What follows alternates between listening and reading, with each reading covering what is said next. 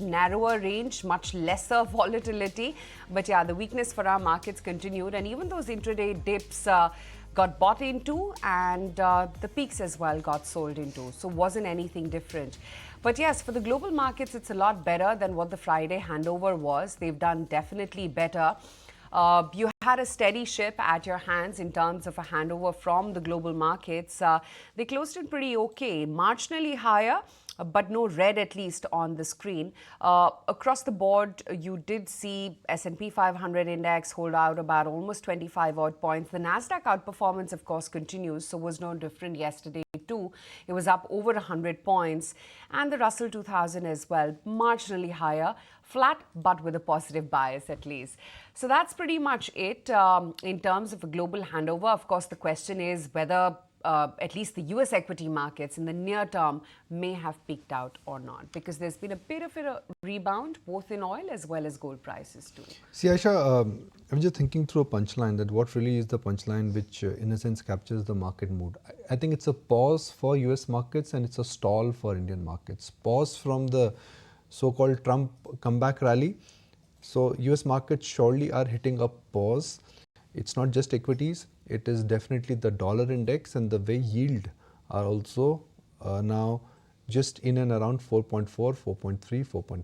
So are US markets hitting a phase of pause? Looks like. Are Indian markets hitting a patch of stall? Looks like it. Why? Because you're definitely finding support at lower levels. The intensity of FI selling seems to be reducing. The compulsion of unwinding in the F&O market seems to be waning away, and the desire to go long is not there, but the appetite to keep on creating shorts at higher levels seems to be seems to be fading away.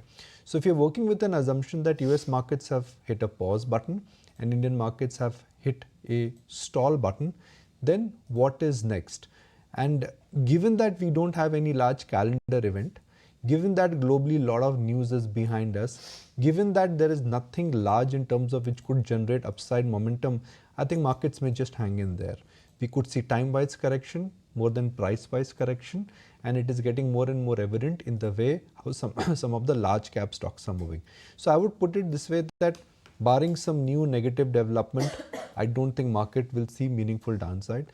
Barring some positive trigger which comes from unknown factors, it could be global, it could be local, I don't see a bit of an upside. So this is the best case scenario. I would call the current market setup, which is a pause for the global market and a stall for the Indian market, more like a phase of consolidation, and which I think should be a reasonable outcome.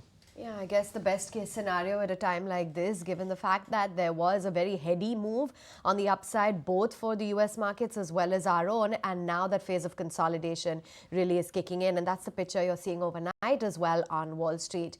So yes, back home, that consolidation phase very much continues, but the losses continued for 7 straight days as well. It was the 23,500 mark, and we seem to be really struggling around that level, and that's where we pretty much wrapped up the day at, around those levels. The broader market, the mid-cap index was down about 0.5%. You did have the banks which managed to hold out as along with metals, but IT continued to drag its feet. In fact, it was the top sectoral loser.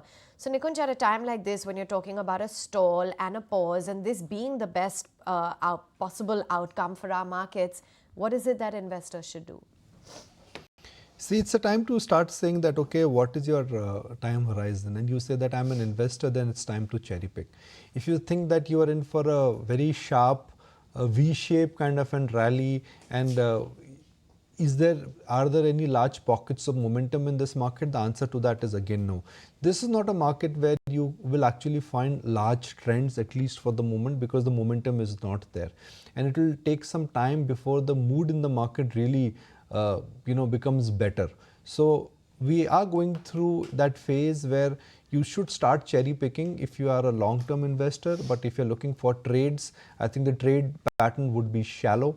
You are not likely to find grand trends. There are hardly any pockets of momentum. So if you go short in the market, there's a risk that FI selling could come back. If you go FI selling may start reducing. If you go long in the market, the risk is that the dollar index has still not topped out. So you cannot really take a very decisive kind of a call.